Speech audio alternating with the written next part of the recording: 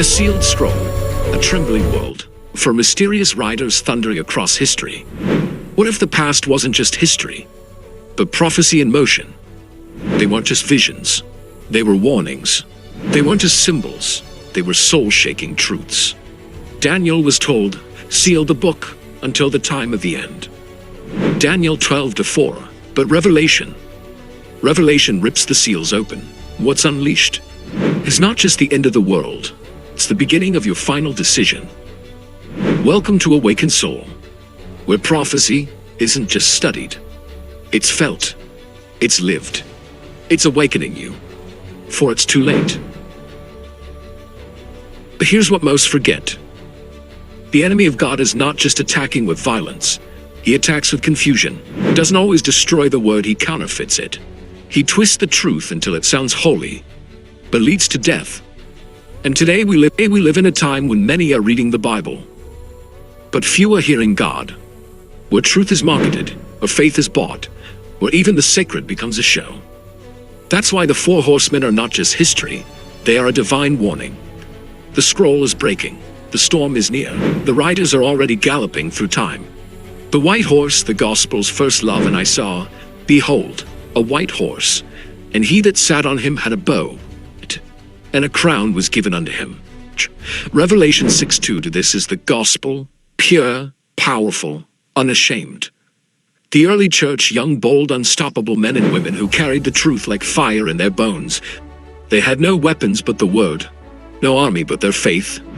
And still, they turned the world upside down. They lived, they loved, they died for Christ. Oh, how beautiful that first love was. But love, when tested, must walk through fire. The red horse tears in the church, and there went out another horse that was red. And power was given to take peace from the earth. Revelation 6:4. The color turns.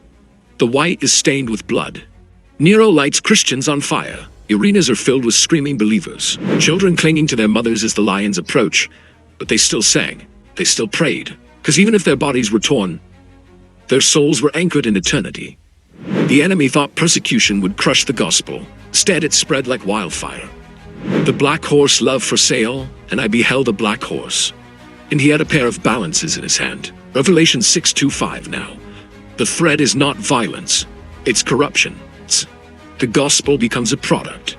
The word is sold, measured, and manipulated. Truth is edited for power. Religion becomes politics. And darkness wears a robe. It was no longer a church. It was a kingdom. It's no longer shepherds, but emperors. A famine begins. It's not of bread, but of the word of God. And the people starve. The pale horse, the silence of death, and I looked, and behold, a pale horse, and his name was Death, and hell followed with him. Revelation 6:8. There are no screams now, only silence. It's cold, heavy, final. This was the age when truth was buried. Bibles chained, preachers silenced. The light of Christ flickering in caves and dungeons. But even in darkness, God's whisper remained. In candlelit rooms, families risked their lives just to read a single verse. In icy prisons, reformers wrote with bleeding hands, because even when the church looked dead, the spirit was still alive. Sealed the book until the time of the end, but now it is open. And beloved, you are living in that time. The Four Horsemen have already ridden. Scroll is no longer sealed, and the battle is no longer distant. It's in your home, it's in your mind, it's in your church. The final seal is about to break. The fifth rider, faithful and true, and behold, a white horse, and he who sat on him is called Faithful and True, and his name is the Word of God. Revelation 19:11-13. He is not like the first rider. This is not a messenger. This is the king. He rides not with a bow, but with a sword. His name, the Word of God. His mission, to end all evil. Jesus is not returning as a humble lamb. He's coming back as the Lion of Judah, not to be slain, but to reign. The ride of eternity, they have ridden. The white horse of truth, the red horse of suffering, the black horse of compromise, the pale horse of death. But one still rides, the rider of heaven, and he is calling you. Behold, I stand at the door and knock. Revelation 3:20, not just at the door of history, but at the door of your soul. The scroll is open. The clock is ticking. The king is coming.